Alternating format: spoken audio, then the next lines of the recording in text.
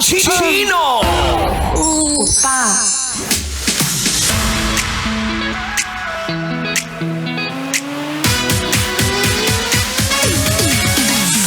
Hoy, ikaw na kapag na-inlove, lahat ng sinasabi ng jowa, pinaniniwalaan.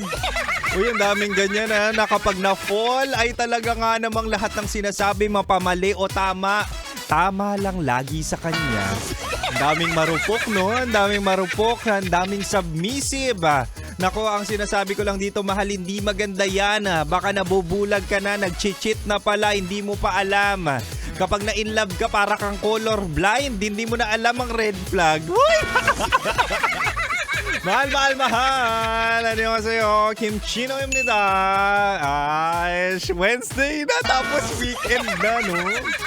Isang araw na lang ang ating pasok. Holiday daw po ang Friday. Oo, na kung saan pwede tayo mag-long weekend at makabawas-bawas sa ating gastusin. At siyempre, papakinggan nyo po, nakakasama nyo at natitikman nyo ngayon. Natitikman? Nakakasama nyo ngayon ang Spicy Opa mo sa radyo na kapag natikman mo, hanap-hanapin mo. Ako to si DJ Kim Chino, makakasama mo ko 69 tayo.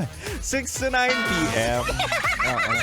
6 to 9 p.m. ako ang iyong makakasama, makakabanding kung ikaw ay nagdadrive ngayon o di kaya naghihintay matapos ang rush hour o di kaya nanonood sa akin ngayon dito sa studio. Wala kayong choice. Oo.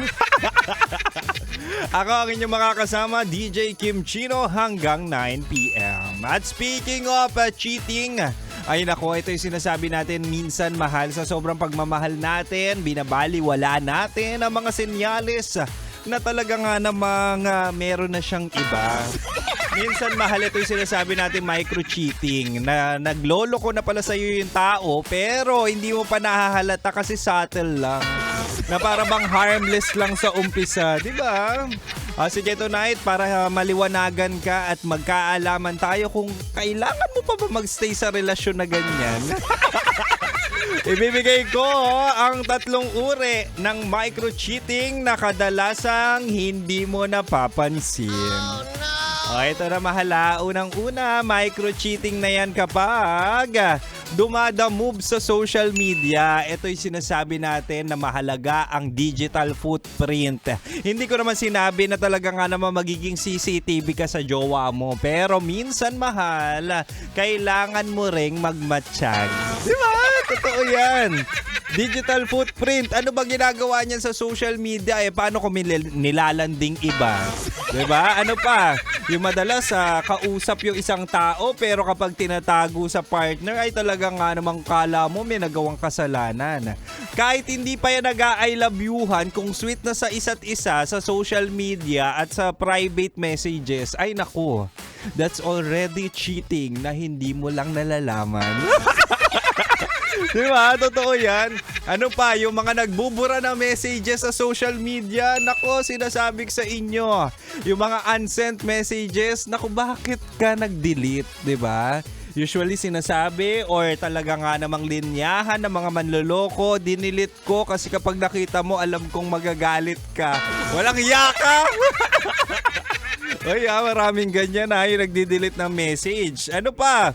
Yung mga pa-like, yung mga pa-react sa mga photos ng ibang tao. Imaginein mo, jowa mo, nagla-like sa nakabikini o di kaya nakatopless, di ba? Tapos sobrang dalas, ay nako, that's already micro-cheating. Bakit? Pinagnanasahan niya ang ibang tao. Yan ang problema ngayon, di ba? So might as well, kapag ganyan na yung mga senyales, una pa lang naku, nakakagigil na, una pa lang nakakataas na agad ng kolesterol.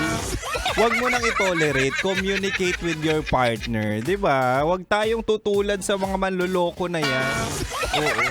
Di katulad ng mga kumare at kumpare ko na si Liaj at Jazz. Naku, talaga nga naman kapag nakita mo ang pagmamahalan nila, sumisiklab.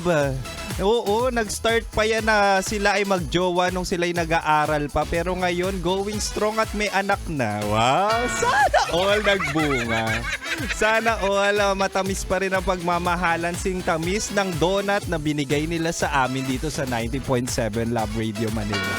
Oo, akala nila madadala nila kami sa suhol. Ewan ko sa inyo. Anyway, malagang 9pm pa ako, but for now, balik na muna tayo sa Rock-Rockan Music at dito ka lang. Dito ka lang sa 90.7 Love Radio. Kailangan po bang i-memorize yan? Basic! Metro's number one, Love Radio. Basic!